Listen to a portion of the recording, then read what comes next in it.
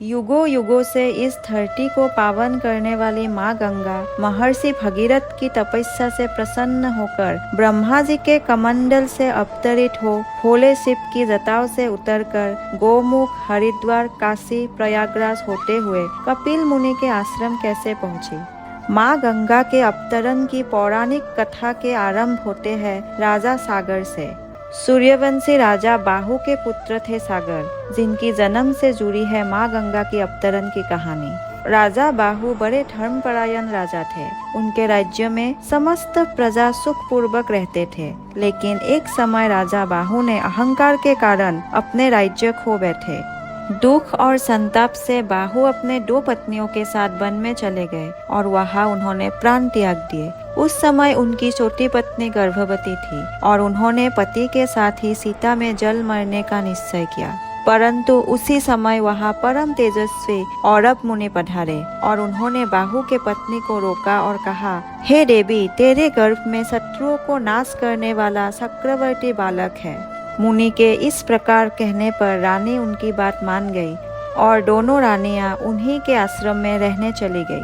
आश्रम में छोटी रानी धर्म कर्म में विशेष रुचि लेने लगे, जिससे बड़ी रानी के मन में ईर्ष्या जागी और एक दिन बड़ी रानी ने छोटी रानी के भोजन में जहर मिला दिया। पर ईश्वर की कृपा से उस जहर का कोई प्रभाव गर्भ में पल रहे शिशु पर नहीं पड़ा। समय आने पर छोटी रानी ने एक पुत्र को जन्म दिया। विष के साथ उत्पन्न होने पर उस बालक का नाम औरब मुनि ने सागर रखा। सागर ने औरब मुनि से अस्त्र शस्त्र एवं धर्म की शिक्षा ली और माता से प्रतिज्ञा किया कि वो अपने पिता के खोए हुए राज्य वापस लेगा।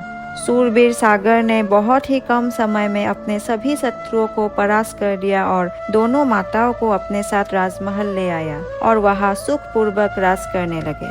कहा जाता है कि राजा सागर के 60,000 पुत्र थे। ये कहानी भी बड़ी दिलचस्प है। राजा सागर की 2 रानियां थीं, केसिनी और महती।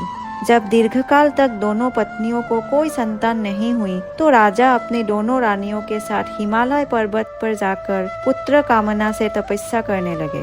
तब भृगुवंशी और त्रिकालदर्शी औरब मुनि ने वरदान दिया कि एक रानी को 60,000 पुत्र प्राप्त होगा और दूसरी को एक ही पुत्र होगा जो वंश चलाने वाला होगा।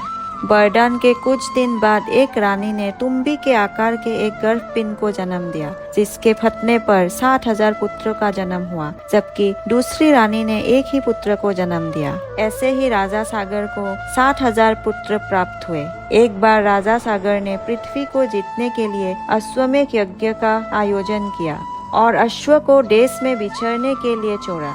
राजा सागर ने घोड़े की सुरक्षा के लिए अपने 60,000 पुत्रों को नियुक्त किया। अगर ये यज्ञ सफल हो गए तो राजा सागर देवताओं के समकक्ष हो जाएंगे। इसी डर से देवराज इंद्र ने उस घोड़े को छल पूर्वक सुड़ाकर कपिल मुनि के आश्रम में बांध दिया। राजा सागर के 60,000 पुत्रों ने घोड़े की खोज करते हुए कपिल मुनि के आश्रम जा पहुँचे। वहाँ उन्होंने घोड़े को देखकर कपिल मुनि को ही चोर समझ लिया और उन्हें अपमानित करने लगे। इससे ऋषि का ध्यान टूटा और वो क्रोधित होकर राजा सागर के 60,000 पुत्रों को भस्म कर दिया। ये सुनकर राजा सागर कपिल मुनि से क्षमा याचना मांगी और अपने पुत्रों के मुक्ति का उपाय पूछा। तब मुनि ने राजा सागर से कहा कि स्वर्ग की नदी गंगा जब इनके अवशेषों को स्पर्श करेगी तो इनकी मुक्ति हो जाएगी। तत्पश्चात राजा सागर के पौत्र भागीरथ ने माँ गंगा को प्रसन्न करने के लिए घोर तपस्या करने लगा। उनकी तपस्या से प्रसन्न होकर माँ गंगा पृथ्वी पर आने को तैयार हो गई, लेकिन उन्होंने भागीरथ से कहा कि उनका वेग बहुत तेज है और पृथ्वी उसे सहन नहीं कर पाएगी। केवल भगवान भोलेनाथ ही उनकी वेग को दिशा दे सकते हैं। तब राजा भगीरथ ने भोलेनाथ को प्रसन्न की। भगवान भोलेनाथ ने गंगा के प्रसन्न वेग से पृथ्वी को बचाने के लिए अपनी जटाएं खोलकर गंगा की धाराओं को अपने जटाओं में बांध लिया। तब से भगवान भोलेनाथ का नाम गंगाधर पड़ा।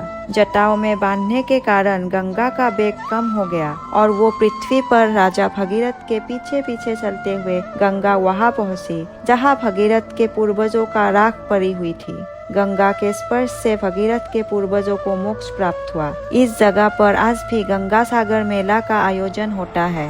भगीरथ के द्वारा गंगा पृथ्वी पर अवतरित होने के कारण गंगा को भगीरथी भी कहते हैं। आज के लिए बस इतना ही। तो दोस्तों, आज के वीडियो के बारे में क्या विचार है आप लोगों का, कमेंट सेक्शन में जरूर बताइए और आगे के वीडियोस के लिए चैनल को लाइक एंड सब्सक्राइब जरूर कीजिए।